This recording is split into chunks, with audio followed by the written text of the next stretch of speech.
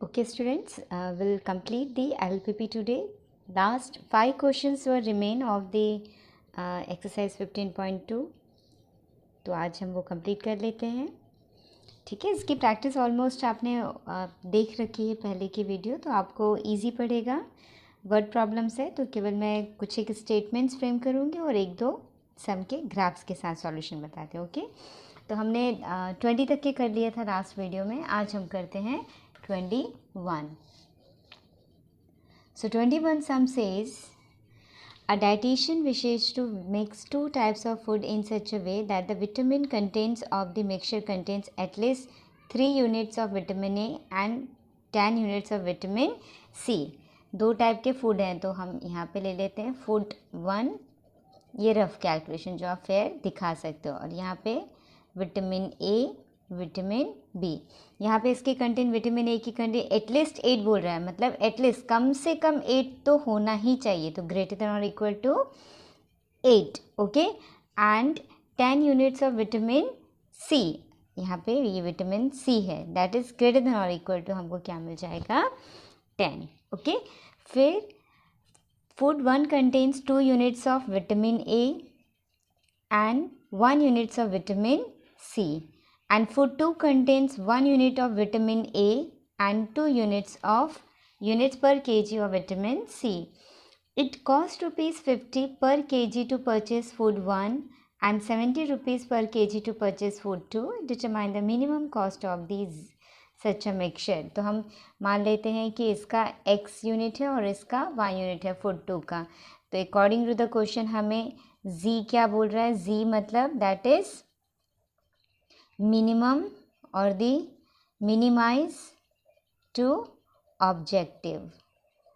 So minimize to objective z हमें बोल रहा है cost of food 1 is ₹50, so 50x, and cost of food 2 is 70, so will get the 70 of y. Okay, now we'll get the subject to constraints.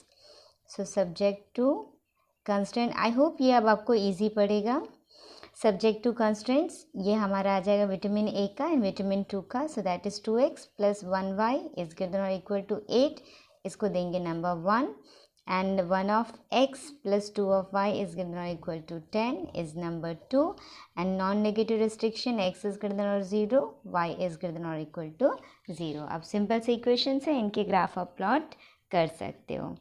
ठीक है, but मे भी हो सकता है कि ये आपको अनबाउंडेड रीजन मिले, तो एक क्वेश्चन हम इसका कर सकते हैं. लास्ट वीडियो में भी मैंने अनबाउंडेड का आपको सिखाया था. लास्ट क्वेश्चन ही था वो 20 नंबर. आप पिछले वीडियो में देख लेना, नहीं देखा हो तो इस क्वेश्चन को भी देख के आप अनबाउंडेड रीजन का ग्राफ समझ सकते हो. ठीक है, ये अनबाउंडेड पता है कहाँ से पता चला मुझे. नंबर 1 एंड नंबर 2 में जब हम पॉइंट ऑफ कंसिस्टेंसी रखते हैं ना, तो एट 0 0 हम देखते हैं 0 0 इन 1 रखा आपने इक्वेशन 1 पे, तो 0 0 रखा, तो 0 ग्रेटर देन और इक्वल टू 8 होता है क्या. ये ट्रू है कि फॉल्स है. ये क्या है, फॉल्स है. एंड सेम पॉइंट अगर आपने नंबर 2 में रखा है तो 8 0 ग्रेटर देन और इक्वल टू 10, क्या ये ट्रू है. नहीं, ये भी फॉल्स है. इसलिए मैंने बोला कि ये 0 की तरफ कंसिस्ट नहीं होगा, ये जाएगा 0 से फार अवे, तो उससे हमें रीज़न अनबाउंडेड मिलने वाला है. तो पहले हम इसको टेबल क्रिएट करते हैं ग्राफ बनाने के लिए.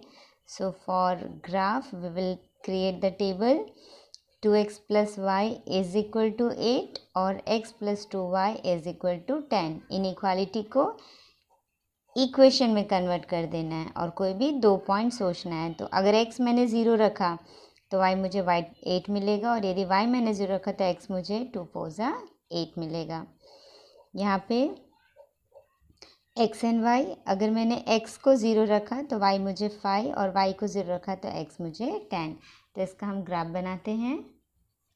कुछ इस तरीके से ग्राफ हमें मिलेगा. For first equation 2x plus Y is equal to 8 के लिए यहाँ पे 0 पे 8 पॉइंट और 4 पे 0 वाला पॉइंट. और सेकेंड ग्राफ, सेकेंड के लिए पॉइंट आपने देखा था 0 पे 5 एंड 10 पे 0. फॉल्स वाली कंडीशन आपको समझ में आई कि फर्स्ट इक्वेशन ओरिजिन से बाहर की तरफ जाएगी, ओरिजिन को कंसिस्ट नहीं. सेकेंड भी ओरिजिन से बाहर जाएगा, तो एक्चुअली शेडेड रीजन कौन सा मिलेगा स्टूडेंट, ये वाला. तो ये कैसा हो गया, this is unbounded feasible region. Okay, तो अनबाउंडेड फिजिबल रीजन हमको जो मिल रहा है, इस पे अब पहले कॉर्नर पॉइंट्स देख लेते हैं. तो एक ये मिल रहा है 10,0, दूसरा ये मिल रहा है और तीसरा हमें 0,8। तो ये तीसरा पॉइंट निकालने के लिए हम ले लेते हैं point of intersection. For point of intersection solving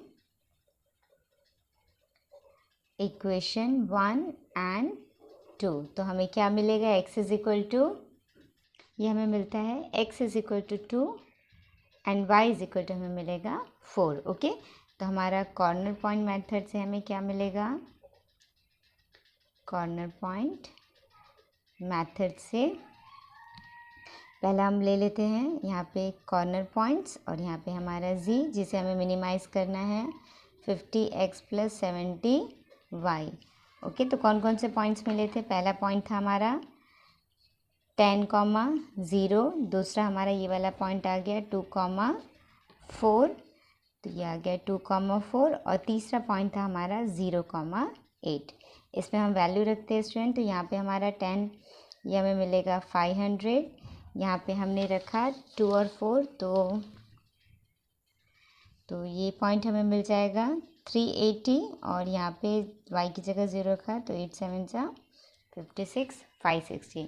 तो अकॉर्डिंग टू दिस हमारा मिनिमम पॉइंट कहाँ पे मिल रहा है, यहाँ पे मिल रहा है। ये एक्चुअली मिनिमम होना चाहिए, लेकिन जैसा कि हमें पता चल रहा है कि बाउंडेड रीजन अनबाउंडेड है ना, फिजिबल रीजन हमारा अनबाउंडेड है, तो हम क्या करेंगे, इस z के लिए अब हमारा ये मिनिमम वैल्यू को हम क्रॉस चेक करेंगे कि क्या हमारा 380 पे ये मिनिमम है। वो कैसा पता चलेगा 380 पे मिनिमम है, तो अगर इसके पॉइंट्स इस शेडेड रीजन के बाहर हैं, इसमें मतलब कॉमन पॉइंट नहीं है, तो वही पॉइंट हमारा मिनिमम होगा। लेकिन अगर सपोज इसका ग्राफ हमारा इसके अंदर चला गया तो हम क्या बोलेंगे, वो there is no minimum point. So minimum point के लिए for z is equal to 50 of x plus 70 of y lesser than 380। ठीक है, तो अब इसको आपको ग्राफ में बनाना हो तो हम इसको लेंगे 50x plus 70y is equal to 380। एक एक ज़ीरोस कैंसिल कर लेते हैं और इसको चलो ग्राफ में प्लॉट करने के लिए पॉइंट्स भी देख लेते हैं। ठीक है, x एंड y। अगर हमने x इज इक्वल टू 2 रखा तो 5 2 ज़ा 10, 38 माइनस 10 हमें क्या मिल जाएगा 28, तो 28 मतलब 7 4 ज़ा 28। और x को सपोज़ मैंने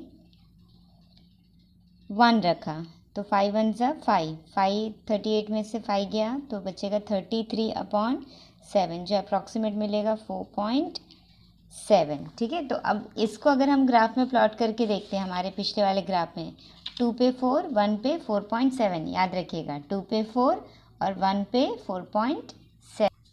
सो हम इस ग्राफ में रखते हैं व्हेन x इज़ 2 and 4 तो यही वाला पॉइंट मिलेगा, और जब हमने 1 रखा तो ये हमें 4.7 कहीं पे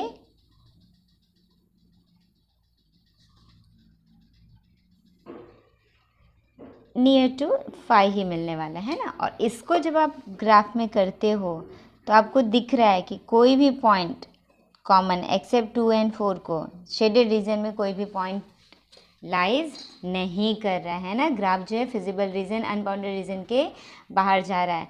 तो ये जो पॉइंट हमको मिला था 380 जिसमें x2 and y4 है, यही हमारा क्या होगा, मिनिमम वैल्यू होगा। So thus we can write our answer, thus no common z has no common points in the region, therefore it is minimum at 2 4, that is 380। ठीक है, let's see the second sum students. Reshma wishes to mix 2 types of foods P and Q in such a way that the vitamin contents of the mixture contains at least 8 units of vitamin A and 11 units of vitamin. I really says कि this question is exactly same as 21. तो I'm leaving for you guys. Okay, ये ज़रूर करना आप। Let's see, हम करते हैं 23rd number. A farmer has a supply of chemical fertilizer of type A which contains 10% nitrogen and 6% of phosphoric acid of type B which contains 5% nitrogen and 10% of phosphoric acid. ठीक है, fertilisation type हमको given है type A और type B, ये rough work दिया है. फिर यहाँ पे हमारा है फास्फोरिक एंड हमारा है यहाँ पे नाइट्रोजन. ऊपर लिखना था, नाइट्रोजन पहले दिया था. नाइट्रोजन का कंटेन है 10%, फास्फोरिक है 6% एंड विटामिन बी इसमें टाइप बी में 5% ऑफ नाइट्रोजन है एंड 10% ऑफ फास्फोरिक एसिड है. So after soil test, it was found that at least 7 gram of nitrogen and same quantity of phosphoric acid is required for a good crop. इसमें at least मतलब कम से कम 7 kg of क्या होना चाहिए, nitrogen and same quantity में phosphoric acid भी होना चाहिए. So the fertiliser of type A cost ₹5 पर kg and type B is cost ₹8. तो इसका हम ले लेते हैं x यूनिट और इसका हम ले लेते हैं y यूनिट. तो हमारा देयरफॉर हमारा ऑब्जेक्टिव क्या बन रहा है, हमारा ऑब्जेक्टिव बनता है z इज इक्वल टू 5% ₹5 पर for this one x type A and ₹8 for the y. So using linear programming, find how many kilograms of each type of the fertilizers should be bought to meet the requirement and for the cost to minimum find the feasible region. तो ये find करना है हमें इसका minimum. ठीक है, तो हम अब क्या निकालेंगे, हमारे constraints बनाते हैं, subject to constraints. तो कंस्ट्रेंट्स क्या क्या हो जाएंगे, 6% में दिया, हाँ तो परसेंट के हिसाब से हम कैलकुलेट करते हैं यहाँ पे. तो ये हो जाएगा 6% मतलब 6/100 plus 10% 10/100 of y is greater than और इक्वल टू, हमें क्या मिल जाएगा 7. तो आप इसको सॉल्व कर लो. तो ये हो जाएगा 6x plus 10y is greater than और equal to 700. This is number 1. And second case हम बनाएंगे यहाँ से. तो ये हमें मिल जाएगा 10% of x plus 5% of y is equal to 7. So will get means greater than और equal to 7. So 10 of 100 of x plus 5 of 100 of y is greater than और इक्वल टू 7. मतलब 10x plus 5y is equal greater than और equal to 700. यहाँ से आप 5 common ले सकते हो student. 5 2s are 10, this is 5 1s are, this is 5 1s are, 2 carry, 5 4s are and 0. तो इसको नंबर 2 दो. वैसे आई थिंक सो इसमें भी हमारा पहला इक्वेशन जो हमने बनाया इसमें 2 कॉमन है. 2 3s are, 2 5s are, then 2 3s are, 2 5s are, 2 0s are. तो इक्वेशन थोड़ा सा ईजी हो जाएगा. तो ये नंबर 1 एंड ये नंबर 2 दोनों को आप सॉल्व कर सकते हो और ग्राफिकल रिप्रेजेंट कर सकते हो. ये भी अनबाउंडेड आएगा. तो ये क्वेश्चन अनबाउंडेड के लिए आप ज़रूर ट्राई करना. ठीक है, let's see the 24th sum. David wants to invest at most ₹12,000 in bonds A and B. According to the rule, he has to invest at least 2,000 in bond A and at least 4,000 in bond B. If the rates of interest on bonds A and B respectively are 8% and 10% per annum, formulate the problem as LPP and solve it graphically for maximum interest. Also determine the maximum interest received in year. तो चलो 24 को पहले हम frame out करते हैं. तो यहाँ पे सबसे पहले दिया है कि मान लेते हैं कि हम लेट x फॉर हमें फाइंड आउट करना है. So let ₹x invest for bond A and ₹y is going to invest on bond B. Okay, तो David wants to invest at most कितना है उसका, मतलब हमारा फर्स्ट कंडीशन दिया at most x plus y. At most मतलब lesser than और equal to 12,000, उससे ज़्यादा नहीं. हाँ, ये हमारा नंबर 1 मिल जाएगा. फिर he has to invest at least ₹2,000 for bond A बोल रहा है. एटलीस्ट मतलब x ग्रेटर देन और इक्वल टू हमको क्या दिया है 2,000. तो ये नंबर 2 आ जाएगा. और y के लिए एटलीस्ट दिया है मतलब y ग्रेटर देन और इक्वल टू हो सकता है 4,000, नंबर 3 आ गया, 3 सेंटेंस आए स्टूडेंट, 3 कंस्ट्रेंट्स आ गए हमारे। दिस आर दी, यहाँ पे लिख सकते हो, this are subjective subject to constant. तो हमारा ऑब्जेक्टिव क्या है? सो नाउ फॉर ऑब्जेक्टिव, जिसे हमें क्या करना है, objective to maximise, objective to maximise कितना बोल रहा है, 8% पर एनम दोनों के लिए। तो 8% of A plus means X and 10% of B that is Y हमें मिल जाएगा।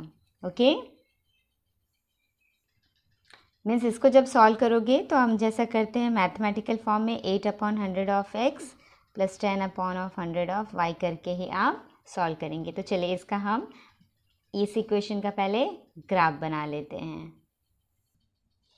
यहाँ पे जो हमें कॉन्स्टेंट्स मिल रहे हैं, 3 कॉन्स्टेंट, बहुत ही सिंपल है। यहाँ पे अगर x 0 रखें तो y 12,000, y 0 रखें तो x 12,000, और यहाँ पे x की वैल्यू 2000, सिंगल इक्वेशन, यहाँ पे y इज इक्वल टू 4000। तो इसका ग्राफ हमें कुछ इस प्रकार मिलेगा।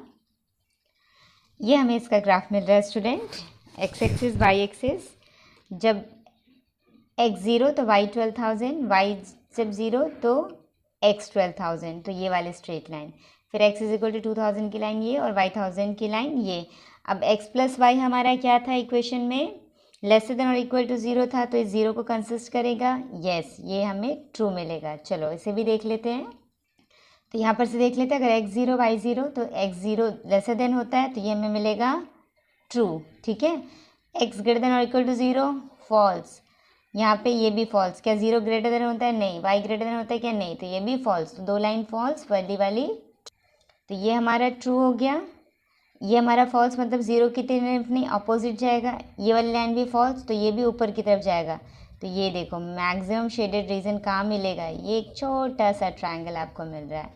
तो 0.1, 0.2 और 0.3 आपको पॉइंट ऑफ इंटरसेक्शन मिलेंगे। तो यहाँ तो इजी निकाल सकते हो, जब x यहाँ पे 2000 है तो y कितना है 4000, करेक्ट। ये हमको अभी यहाँ पे भी निकालना पड़ेगा, यहाँ पे x तो पता चल रहा है 2000 है, लेकिन y की वैल्यू निकालनी पड़ेगी हमें, यहाँ पे x की वैल्यू निकालनी पड़ेगी, y यहाँ पे 4000 है। तो point of intersection with the line, कौन सी लाइन से, x plus Y is equal to 12,000 की लाइन से हम क्या करेंगे, अभी पॉइंट ऑफ इंटरसेक्शन निकालेंगे। So for point of intersection, इसको लेबल कर देते हैं, मान लो ये A है, ये B है और ये C है। So point of intersection at B, तो उसमें x की वैल्यू क्या मिलेगी, अगर y 4000 है तो x की वैल्यू कितनी मिलेगी, 12 में से 4 गया तो 8000, ठीक है। और यहाँ पे अगर x की वैल्यू 2000 है तो y कितना मिलेगा 10,000। ये हमारा पॉइंट ऑफ इंटरसेक्शन आ गया, आप यहाँ पे निकाल सकते हो। पॉइंट बी हमको मिल गया है 8000 and y is equal to मिला है हमारा 4000 एंड एट C हमें मिला है x is equal to 2000 and y हमारा मिला है 10,000, ठीक है। सो अब हम क्या निकालेंगे, कॉर्नर पॉइंट्स मेथड से हमें जो फंक्शन को मैक्सिमाइज़ करना है वो हम देख लेंगे। तो कॉर्नर पॉइंट मेथड का यूज़ करेंगे, कॉर्नर पॉइंट, और z हमको कितना मिला था 8/100 of x plus 10/100 of x, तो इसको 1/10 ही मैं लिख देती हूँ इंटू वाई, यहाँ पे भी सिंपलेस्ट कर सकते हैं आप। कॉर्नर पॉइंट पहला a ले लो 2000, 4000, b ले लो 8000, 4000, c ले लो 2000 माइनस 10,000, तो z क्या क्या मिल जाएगा देखते हैं हम। ये हमें मिलेगा, पहला हमें मिलेगा 560, सेकेंड हमको मिलेगा 1040 और ये हमको मिल रहा है 1160। मतलब ये पॉइंट क्या है, this is only the maximum points. Okay student, तो आपका आंसर आ जाएगा x के लिए 2000, y के लिए 10,000 और आपका टोटल अमाउंट, मतलब टोटल जो मैक्सिमम मिल रहा है इन्वेस्टमेंट वो कितना मिल रहा है, इंटरेस्ट ये मिल रहा है 1160। Okay, let's see the last question जो कि बेस्ड अपॉन है ट्रांसपोर्टेशन पे। ये ट्रांसपोर्टेशन का question generally case study based पे चांसेस ज़्यादा रहेंगे, तो उसके लिए आप प्रिपरेशन करना। This is like a 4 marker question. वैसे भी एलपीपी का एक क्वेश्चन आपको 3 मार्कर का या 2 मार्कर का रहेगा, और एक क्वेश्चन आपको केस स्टडी बेस्ड में ज़्यादातर जाता है। Okay, I am not saying कि आएगा ही, but most of the time we are getting this one. 25 number. An oil company has 2 depots A and B with capacities of 7,000 liter and 4,000 liter respectively.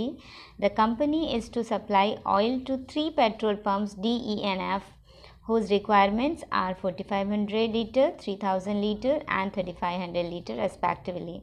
The distance between the depots and the petrol pumps is given in the following table. तो दिया हुआ है table आपकी book में, आप देखना।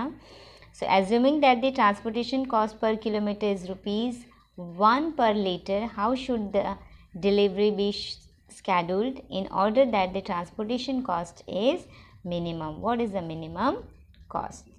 सबसे पहले इसको हम फ्रेम करते हैं, हमारे पहले डायग्रामेटिकली एक फ्रेम करते हैं, फिर उसको अलजेब्रिक फ्रेम करेंगे, फिर ग्राफिकल फ्रेम करेंगे, तो जाके हमको उसका सॉल्यूशन मिलेगा। ये क्वेश्चन थोड़ा सा बड़ा है स्टूडेंट्स। सो पहले इसका एक रफ डायग्राम बना लेते हैं हम। तो जैसे हमारे पास 2 बड़ी डिपोट्स हैं, ए जिसकी कैपेसिटी है 7,000 लीटर,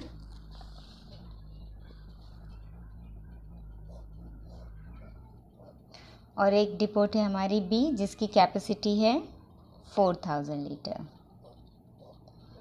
कैसे बना सकते हैं? अब इसके अंदर 3 डिपोट्स हैं। डिपोट डी जिसकी कैपेसिटी हमको दी हुई है 4,500 लीटर, ई बीच में है जिसकी कैपेसिटी है 3,000 लीटर, और एफ लास्ट है जिसकी कैपेसिटी है 3,500 लीटर।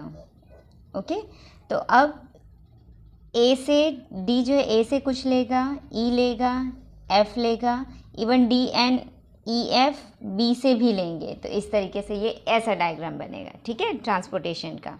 तो मान लेते हैं ए से डी ने कितना यूनिट लिया स्टूडेंट्स? मान लेते हैं कि x यूनिट लिया। ए से ई ने कितना लिया? तो मान लेते हैं y यूनिट लिया। अब ए ने x को डी को x यूनिट दे दिया, ई को y यूनिट दे दिया, तो f को वो कितना दे सकता है? वो f को अपनी कैपेसिटी से ज़्यादा तो नहीं दे सकता। तो x और y देने के बाद जो 7,000 से बच जाएगा, मतलब 7,000 माइनस x प्लस वाई जो बचेगा वो किसको देगा? वो f यूनिट को देगा, ठीक है।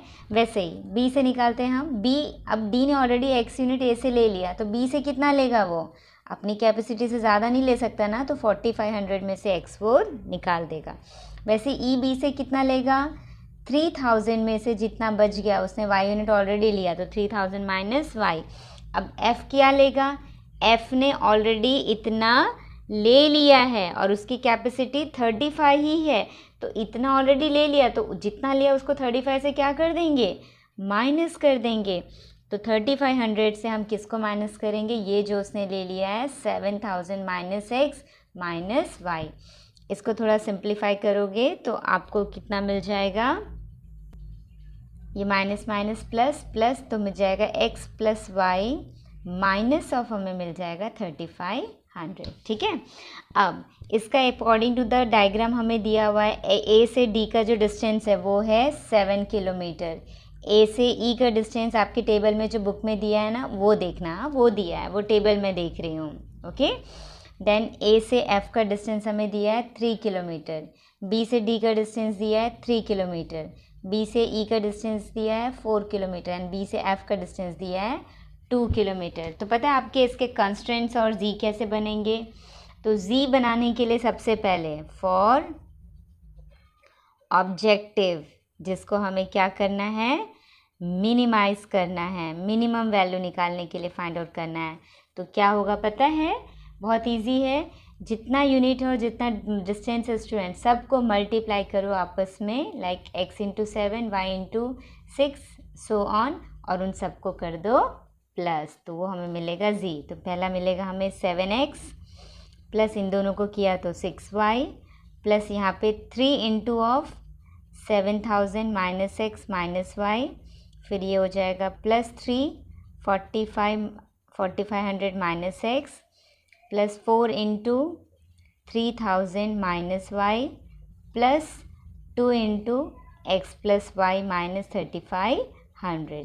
सॉल्व करते हैं इसको, ओपन करते हैं ब्रैकेट मतलब 6y, ये हो जाएगा 7 3 ज़ा 21,000 minus 3x minus 3y, this is 135,000 minus 3x, 4 3 ज़ा 12,000 minus 4y plus 2x plus 2y minus 7,000।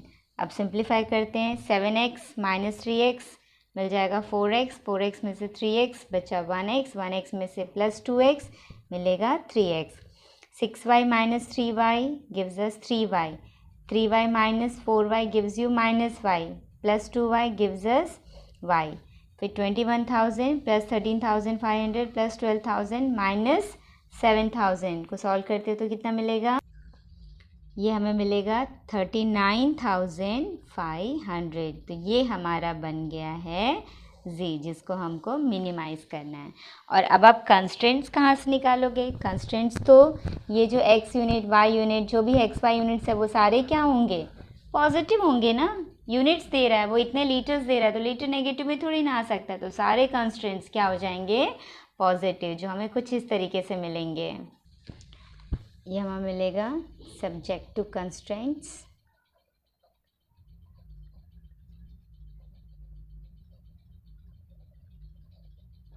पहला था x ग्रेटर देन और equal to 0, y greater than और इक्वल टू 0 है ना, फिर हमारा था equation 7,000 minus x minus Y, ये भी ग्रेटर देन और इक्वल टू 0, जो माइनस x माइनस वाई को इधर लेके जाओगे तो x plus Y less than और इक्वल टू मिल जाएगा 7,000, इसको दे दो नंबर 1। फिर था आपका एक और था 4,500 माइनस x ग्रेटर देन और इक्वल टू 0, मतलब x उधर ले जाओगे तो x लेस देन और इक्वल टू 4,500, नंबर 2 मिल गया। फिर आपका नेक्स्ट था 3,000 minus y is greater than और इक्वल टू 0, मतलब y को उधर लेके जाओगे तो y लेस देन और इक्वल टू 3,000, इसको दे दो नंबर 3। और एक लास्ट हमको मिला था क्या, x plus y plus 3,500 is greater than और equal to 0, is not plus minus greater than और इक्वल टू 0, तो x plus y greater than और इक्वल टू क्या मिलेगा 3,500, ये हो जाएगा नंबर 4। इसमें पॉइंट ऑफ कंसिस्टेंसी यहीं पे देख लेते हैं कि कौन ओरिजिन की तरफ जाएगा कौन ओरिजिन की तरफ नहीं जाएगा।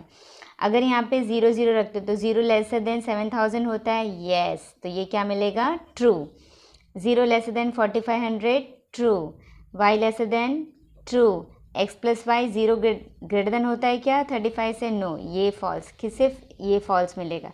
तो ये 4 इक्वेशन के लिए हम हमारा ग्राफ प्लॉट करते हैं स्टूडेंट, जो ग्राफ हमें कुछ इस तरीके से मिलेगा। देखो ग्राफ कुछ इस तरीके से है, x एक्सिस ये ओरिजिन, ये y एक्सिस, पहला जब 0 0 बहुत इजी था तो 0 पे 7,000, y 0 पे 7,000, तो ये मिलेगा 0 पे 7,000, और यहाँ पे x 7,000 तो y 0 मिल जाएगा, ठीक है। ये वाली जो लाइन मिली है ये हमारी फोर्थ वाली लाइन है, x plus Y is greater than, तो ये जब y 0 है, x 0 है तो y 3,500, और यहाँ पे जब x 3,500 है तो y 0। ये वाली जो लाइन हमारी y इज इक्वल टू 3,000 वाली है, और ये वाली x इज इक्वल टू 4,500 वाली है, ठीक है। तो अब आपको देखना, तो ये वाला पॉइंट कौन सा हो जाएगा 4,500 पे 0, ठीक है। तो अब देखो ये वाली लाइन फोर्थ लाइन है, तो ये जो कि फॉल्स है तो 0 से बाहर की तरफ, ये ट्रू है तो भाई 0 के अंदर की तरफ, ये ट्रू है 0 की तरफ अंदर, ये ट्रू है 0, तो आपको शेडेड रीजन कौन सा मिल रहा है, ये वाला मिल रहा है, जिसके कितने corner point 1 2 3 4 and 5 corner points मिल रहे हैं स्टूडेंट, ठीक है, जिसको आप प्लॉट करके निकालोगे तो ये तो 3,500 पे 0, 4,500 पे 0। नेक्स्ट ये वाला बनाओगे तो x तो 4,500 है, y हमको मिलेगा कुछ 25 अराउंड मिलेगा, 25 10 ऐसा मिलेगा, यहाँ पे y 3000 है, x यहाँ पे हमें मिलेगा 4000 कॉमा y 3000, और ये जो लास्ट लाइन है ये भी y 3000 की लाइन है, तो यहाँ पे x हमारा होगा 500 और y मिलेगा 3000। तो CP से ये 5 पॉइंट्स निकालना, कॉर्नर पॉइंट और Z, और उससे आपको मिल जाएगा मैक्सिमम और मिनिमम। हमें निकालना मिनिमम कॉस्ट, तो ट्रांसपोर्टेशन का मिनिमम कॉस्ट आप इस तरीके से फाइंड आउट कर सकते हो। आई होप स्टूडेंट्स मेरे वीडियो आपको हेल्प होंगे। Once again I am sorry for the late, but LPP थोड़ा सा इजी चैप्टर था, तो इसलिए मैंने इसको लास्ट में रखा। इसको लास्ट में करने से भी आपको बिल्कुल हार्म नहीं होगा। प्रैक्टिस करना बिफोर एग्ज़ाम, लाइक 7 जून को है हमारा एग्ज़ाम, तो 28 से 7 we have lots of time, तो उस बीच हम प्रैक्टिस करना। और आपको कोई भी क्वेरी होगी इन बिटवीन भी, तो आप मुझे चैट बॉक्स पे, कमेंट बॉक्स में ज़रूर शेयर करना। मैं पूरी कोशिश करूँगी कि आपके प्रॉब्लम्स को मैं सॉल्व कर सकूँ। And as per my timing मैं आपके बोर्ड के पेपर्स के भी, कुछ सैम्पल पेपर्स के भी सॉल्यूशन मैं आपको यहाँ पे वीडियोस बना के दूँगी। So wish you all the best for your term 2 examination.